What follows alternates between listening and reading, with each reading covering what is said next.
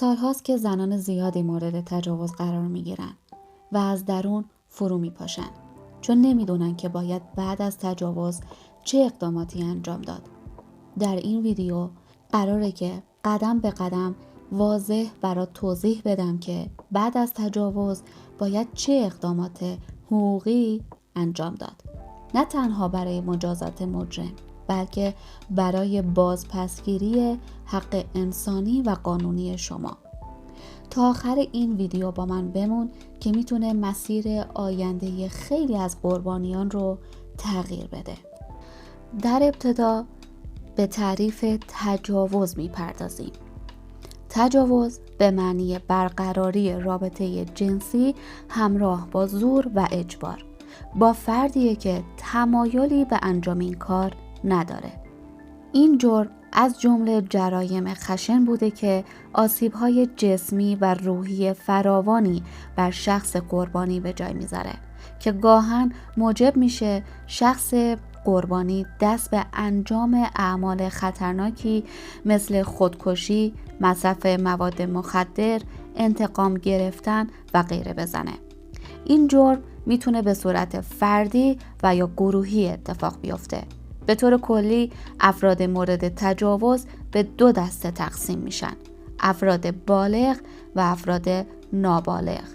شخص قربانی باید دو دسته از اقدامات رو پس از مورد تجاوز قرار گرفتن انجام بده. دسته اول شامل اقدامات پزشکی و دسته دوم شامل اقدامات قانونی می باشد. حالا اقدامات لازم بلافاصله پس از تجاوز چیا هستند؟ مورد اول، چنانچه در صحنه وقوع جرم بودید به هیچ عنوان محل رو ترک نکرده و صحنه وقوع جرم رو به هم نزنید. 2. به دلیل شوک روانی حاصل از تجاوز ممکنه نتونید مراقبت‌های لازم رو انجام بدید و یا حتی به خودتون آسیب بزنید. لذا تماس با یک فرد قابل اعتماد و مساعدت خواستن از وی بسیار میتونه کمک کننده و حیاتی باشه. مورد سوم، بلافاصله با پلیس 110 تماس بگیرید تا با مراجعه به محل گزارشی توسط مأمورین دایر بر شرایط و جزئیات صحنه و اتفاقات رخ داده و مشاهدات خودشون رو تهیه کنند.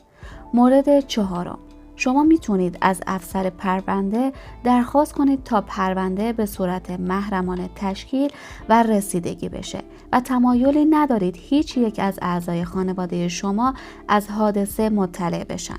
حتی شما میتونید در صورت نیاز و برای ایجاد راحتی بیشتر درخواست مأمور خانم کنید. تمامی کلانتری ها موظف هستند مأمور خانم در اختیار شما قرار بدن.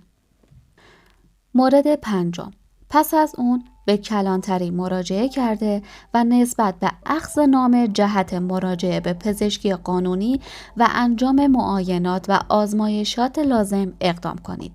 معاینه پزشکی قانونی حتما میبایست ظرف مدت 24 الی 48 ساعت اولیه پس از تجاوز جنسی انجام بشه. در غیر این صورت آثار DNA شخص متجاوز از بین خواهد رفت. مورد ششم، تا پیش از مراجعه به پزشکی قانونی لباسهای خود و هر چیزی که مرتبط با صحنه جرم رو دور نندازید و یا در صورت تعویض در پلاستیک‌های دربسته جهت ارائه به پزشکی قانونی نگهداری کنید. حتی چنانچه آثار تجاوز بر روی لباس یا ملحفه قربانی به جا مونده باشه، تا سالها بعد نیز میتوان با استفاده از آزمایش DNA شخص متجاوز رو بر روی آنها شناسایی کرد. مورد هفتم، به هیچ عنوان حمام و دستشویی نرید و دندانهاتون رو هم مسواک نزنید، چرا که آثار جرم بر نواحی لمس شده بدن شما مهمترین دلایل اثباتی جرم تجاوز هستند. مورد هشتم، چنانچه احساس کردید به شما مواد دارو یا مواد بیهوشی خورانده شده، از پزشکی قانونی بخواید که از شما آزمایش بگیرن. مورد نهم، سعی کنید کلیه جزئیات اهم از مکان وقوع جرم و ویژگی‌های متجاوز رو به خاطر بسپارید. مورد دهم، حتما برای حفظ سلامت خود و انجام مراقبت‌های لازم به پزشک زنان و ایضاً به منظور انجام اقدامات روانشناسی به مشاور، روانپزشک و درمانگر مراجعه کنید. حالا میرسیم به مراحل طرح شکایت از فرد متجاوز. مورد اول، پس از طی کردن مراحل گفته شده و با در دست داشتن مدارک لازم، بایستی توسط وکیل دادگستری نسبت به تنظیم شکواییه با عنوان تجاوز به عنف اقدام کرده و با مراجعه به یکی از دفاتر الکترونیک قضایی نسبت به ثبت شکوایی خود اقدام کنید. مورد دوم، استثناءً در خصوص جرایم منافی عفت به موجب ماده 306 قانون آیین دادرسی کیفری تحقیق و رسیدگی در دادگاه انجام نشده و پرونده‌های تجاوز جنسی پس از طرح شکایت مستقیما جهت رسیدگی به دادگاه کیفری ارجاع می‌گردند. مورد سوم، چنانچه شخص متجاوز رو شناخته و یا رویت کردید، میتونید با صدور دستور قضایی مبنی بر جلب وی با همکاری مأمور نیروی انتظامی ایشون رو دستگیر کرده تا مانع از متواری شدن وی بگردید. مورد چهارم، اگر پیامی در شبکه‌های اجتماعی، تماس و یا هر پیام دیگری به هر شکل از فرد متجاوزگر دارید که علائم یا نشانه‌هایی از حادثه پیش اومده در اون داره، برای مثال شما را تهدید کرده، با دقت و حساسیت اونها رو جمع‌آوری کنید و در چند نسخه از اونها کپی بگیرید. مورد پنجم، پس از مطرح شدن پرونده در دادگاه جلسه رسیدگی تشکیل خواهد شد. در جلسه رسیدگی شاکی باید ادله خودش رو ارائه بده که ادله این جرم مانند سایر جرایم عبارتند از اقرار، شهادت و علم قاضی که معمولاً دو مورد اول در این جرم بیکاربرد هستند، چرا که اقرار شخص متجاوز بر علیه خود یک امر بعیده و همچنین به دلیل پنهانی بودن تجاوزات جنسی معمولاً شاهدی وجود نداره که به عنوان دلیلی بتونیم از شهادتش استفاده کنیم. بنابراین تنها دلیل باقی مانده علم قاضیه. حالا علم قاضی با توجه به مواردی مثل گزارش اولیه پلیس، نظریه پزشکی قانونی، اظهارات متهم در جلسه رسیدگی، عکس و مدارک الکترونیک از جمله تهدید قربانی از جانب متهم از طریق پیامک و غیره حاصل می‌گردد. بهتره که با توجه به حساسیت جرم و اهمیت اظهارات و نحوه دفاع در این گونه پرونده ها از وکلای دادگستری کمک گرفته بشه. در این گونه جرایم طرف شما حتی در صورت عدم استطاعت مالی از طریق دادگاه برای ایشون وکیل تسخیری اختیار خواهد شد. حالا مجازات شخص متجاوز به چه شکل خواهد بود؟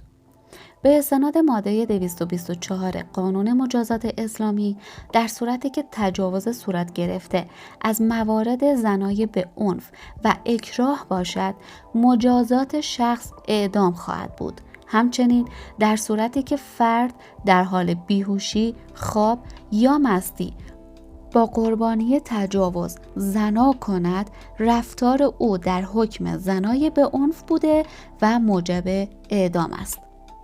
همچنین به موجب ماده 231 قانون مجازات اسلامی در موارد زنای به عنف و در حکم اون در صورتی که زن باکره باشد، مرتکب علاوه بر مجازات مقرر به پرداخت ارشدبکاره و مهرالمثل محکوم می گردد و اگر زن باکره نباشد، مرتکب باید علاوه بر مجازات مقرر مهرالمثل زن رو بپردازد. لازم به ذکر است که چنانچه به هر دلیلی، برای مثال از بین رفتن آثار جرم، نبود دلایل کافی و غیره، جرم تجاوز اثبات نشود، موضوع میتواند مشمول ماده 637 قانون مجازات اسلامی باشد و فرد خاطی به شلاق تا 99 ضربه محکوم شود. تمام اقدامات لازم پس از تجاوز گفته شد. اگه نکته یا سوالی داشتید حتما برام کامنت بذارید. این قوانین و اقدامات توصیه های یکی از بهترین حقوقدانان کشورمون آقای اسفندیاری هستند. هر پرونده تجاوز مثل یک زخم بازه. اگه قربانی ندونه چطور از خودش دفاع کنه، این زخم هر روز در نقطه‌ای از زندگی خودش و حتی یک نفر دیگه دوباره باز میشه. در آخر ویدیو ماجرای پرونده‌ای رو میخوام براتون تعریف کنم که فیلم ایرانی علفزار به کارگردانی کاظم دانشی و تهیه کنندگی بهرام رادان برگرفته از این پرونده تجاوز جنسیه. این اتفاق در 3 خرداد ماه سال 1390 در یکی از باغ‌های اطراف خمینی شهر اصفهان رخ داد. این موضوع تکان دهنده تجاوز گروهی به تعدادی از زنان در باغی در اطراف خمینی شهر اتفاق افتاد که طی اون تعدادی افراد شبانه وارد باغ شدند و به گفته رئیس کل دادگستری استان اصفهان با به کار بردن الفاظی مانند حاجی، سید، برادر و غیره سعی در معرفی خود به عنوان نیروهای بسیجی داشتند که در پایان با جداسازی زنان و مردان زنان را با خودروی سمند حاضر در محل به باغ دیگری منتقل کردند و در آنجا به آنها تجاوز کردند.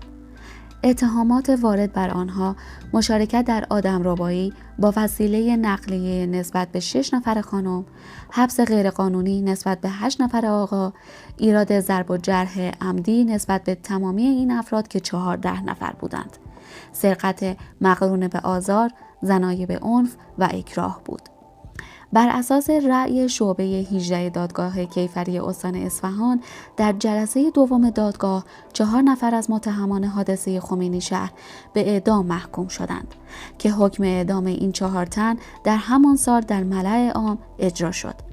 متهم دیگر به 28 سال حبس تعزیری و 154 ضربه شلاق محکوم شد. بر اساس رأی این دادگاه هر یک از متهمان شامل 10 سال حبس و 74 ضربه شلاق تعزیری به دلیل مشارکت در سرقت مقرون به آزار، 15 سال حبس تعزیری به دلیل مشارکت در آدمربایی، 3 سال حبس تعزیری به دلیل حبس غیرقانونی مردان و 80 ضربه شلاق به دلیل شرب خمر محکوم شدند. یک متهم این حادثه تبرئه و پرونده یک متهم دیگر باز ماند. این قدرت دانش برای اینکه اگر روزی در چنین موقعیتی قرار گرفتید چطور زنده بمونید، چطور بجنگید و عدالت رو وادار کنید که قدم برداره. اگر این محتوا برات ارزشمند بود لایک این ویدیو یادت نره. اگر حس کردی محتوایی که اینجا ساخته میشه میتونه به زندگی یک نفر کمک کنه، حتما برای اون یک نفر ارسالش کن. و دوست عزیز، شما با سابسکرایب این کانال تبدیل میشی به بخشی از آگاهی که بهت کمک میکنه قدرتمندترین نسخه خودت رو بسازی.